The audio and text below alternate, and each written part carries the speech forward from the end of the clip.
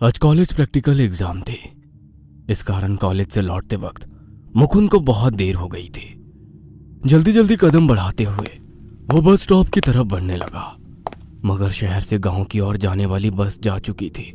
मुकुंद का मूड थोड़ा खराब हो गया था, मगर फिर उसने सोचा प्रैक्टिकल तो अच्छा गया, यदि कोई साधन नहीं मिला तो रात को शहर में ही रुक जाऊंगा। घर में फोन लगाकर उसने बस के मिस होने की बात बता दी थी। कुछ देर बस स्टॉप पर खड़े खड़े वो किसी साधन के आने का इंतजार कर रहा था। काफी देर तक खड़े रहने के बावजूद उसे कोई साधन नहीं मिला, तो वो हताश होकर एक होटल से अपने लिए खाना पैक करवाया और बस स्टैंड में ही किसी लॉज में कमरे की तलाश करने लगा। एक लॉज के बाहर फटे पुराने कपड़े पहना हुआ एक भिखारी की तरह व्यक्ति बैठा हुआ था। उसके शरीर पर कुछ घाव के निशान थे, जिसमें से खून बह रहा था। आंखों के नीचे गहरे काले गड्ढे, होठों पर सफेद पपड़ी की परत और पेट धंसा हुआ, मानो कई दिनों से खाना ना खाया हो।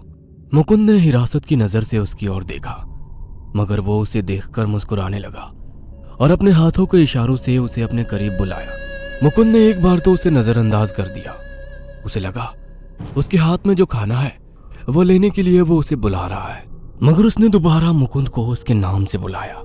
मुकुंद, गांव जाने वाली बस निकल गई। उसके मुंह से अपना नाम सुनकर मुकुंद हैरान हो गया कि उसे इसका नाम कैसे पता।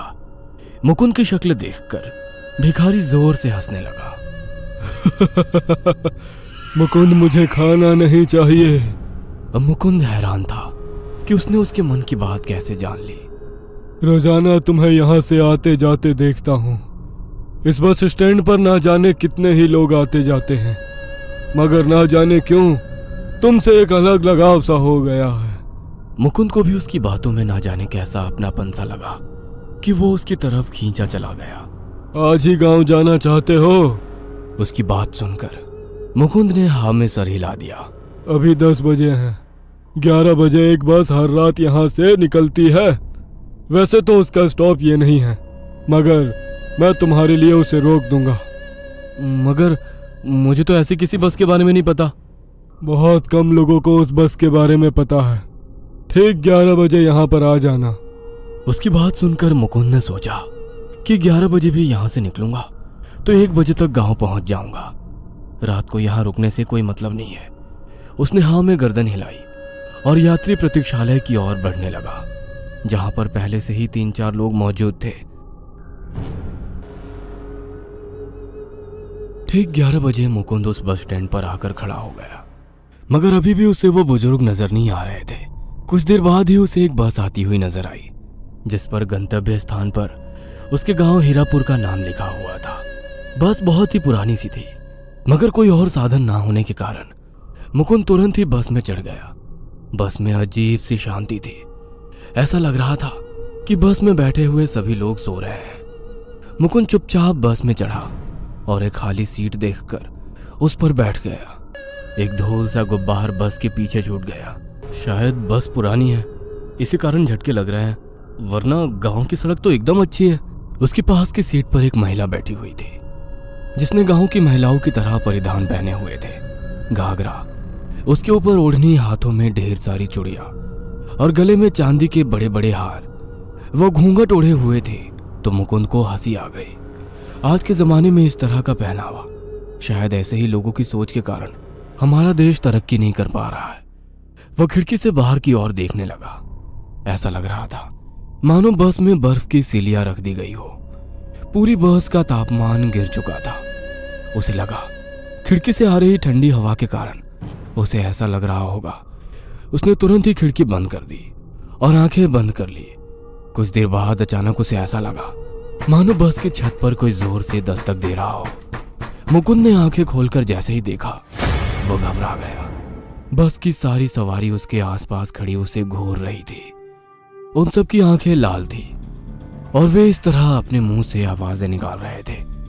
जो महिला मुकुंद के पास वाली सीट पर बैठी थी, वो अब बस की छत से उल्टी लटकी हुई थी। घूंघट हट जाने के कारण उसका चेहरा बहुत ही भयानक नजर आ रहा था। सभी लोग इतने भयानक थे कि ऐसा लग रहा था मानो अभी वे सब लोग मिलकर मुकुंद को खा जाएंगे। मुकुंद ने डर के कारण आंखें बंद कर ली मगर अब बस की छत से आने वाली आवाजें और तेज हो गई। मुकुंद ने दोबारा आंखें खोलकर देखा तो अब उसके आसपास कोई नहीं था। सब अपनी सीट पर ही बैठे हुए थे, मगर उन लोगों को जैसे छत पर से आ रही आवाजों से कोई फर्क नहीं पड़ रहा था। अचानक से बस रुक गई और एक बुजुर्ग उतर गए। मुकुंद को लगा शायद उनका स्टॉप आ गया है, इसलिए वो उतर गए हैं। उसने देखने की कोशिश की कि इस वक्त कौन सा गांव आया है, मगर उसे कुछ भी नजर नहीं आया। वह जंगलों के बीचों बीच रुके हुए थे। मुकुंद को थोड़ी सी हैरानी हुई, इस तरह जंगल के बीच में वो बुजुर्ग इंसान क्यों उतरा है। बुजुर्ग के उतरने के कुछ देर बाद भी बस आगे नहीं बढ़ी। ड्राइवर बस को चालू करने की कोशिश कर रहा था, मगर शायद कुछ परेशानी आ जाने के कारण बस चालू नहीं हो पा रही थी। मुकुंद ने जब सरसरी निगाह से ड्राइवर की सीट की ओर देखा तो वहां पर कोई नहीं था। फिर भी बस चालू करने की कोशिश की आवाज आ रही थी। उसके पूरे शरीर में एक झरझराहट सी आ गई। उसने बस में बैठे सभी सहयात्रियों की ओर देखा तो वे लोग वहां पर नहीं थे। अचानक ही कहां पर गए ये सब लोग? अभी तो सभी यहीं पर बैठे हुए थे। वह घबराता हुआ बस से उतर गया।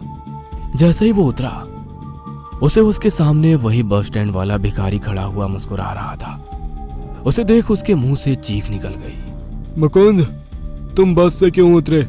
वापस बस में जाओ। वो बस में कोई नहीं है, और आप अचानक से यहाँ पर कैसे आ गए?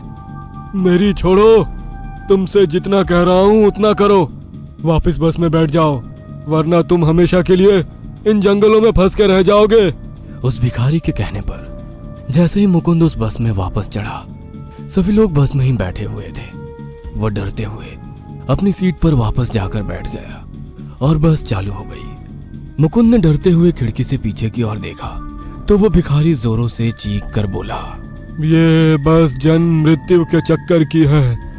कई लोग इसके बंधन में बंधे हुए हैं, जो इसका सफर अधूरा छोड़ देते हैं, फिर वो लोग भटकते रहते हैं, जैसे कि मैं भटक रहा हूँ। और इस जंगल में और भी कई लोग भटक रहे हैं। मुझे पता था कि हम सबकी मुक्ति तुम्हारे द्वारा ही संभव है। बिना डरे हुए अपना सफर पूरा करो और इस बस का तिलिस्म तोड़ दो। कहते हुए वो बुजुर्ग भिखारी वहां से गायब हो गए। जैसे ही बस चली, बस में बैठे यात्री मुकुंद के आसपास आकर खड़े हो गए। मुकुंद ने डर के कारण आंखें बंद कर ली। अब उसके कानों में अजीब सी आवाज आ रही थी, मानो कोई गहरी सांस ले रहा हो। मुकुंद के मन में अब डर और भी गहरा आ रहा था, मगर कानों में उस भिखारी बुजुर्ग की आवाज गूंज रही थी। उसे इस बस का सफर हर हाल में पूरा करना ही था। अपने आप को इस भूतिया बस के चंगुल से छुड़ाने के साथ साथ अब मुकुंद ने अपना ध्येय बना लिया था। वह पूरी तरह से पसीने में भीग चुका था। डर के कारण उसे कुछ भी समझ में नहीं आ रहा था। बस आंखें बंद किया, वह जल्दी से अपने गांव के आने का इंतजार करने लगा। कुछ देर के बाद चलती हुई बस अचानक से रुक गई। मुकुंद ने डरते हुए आंखें खोली तो हल्का हल्का सुबह का उजाला हो रहा था और वो गांव के बस स्टॉप पर था। पूरी बस खाली थी, उसके भीतर कोई भी मौजूद नहीं था। वो डरते हुए नीचे उतरा तो सामने वही भिखारी खड़ा था। मुकुंद, आज तुम्हारे कारण ये बस और बहुत से लोग मुक्त हो गए हैं। धन्यवाद। उसकी बात सुनकर मुकुंद मुस्कुरा दिया। वो बुजुर्ग उसे आशीर्वाद देते हुए वहां से गायब हो गए। वैसे ही वह बस भी अचानक हवा में गायब हो गई थी। उस दिन के बाद रात के वक्त किसी को भी वह बस नजर नहीं आई।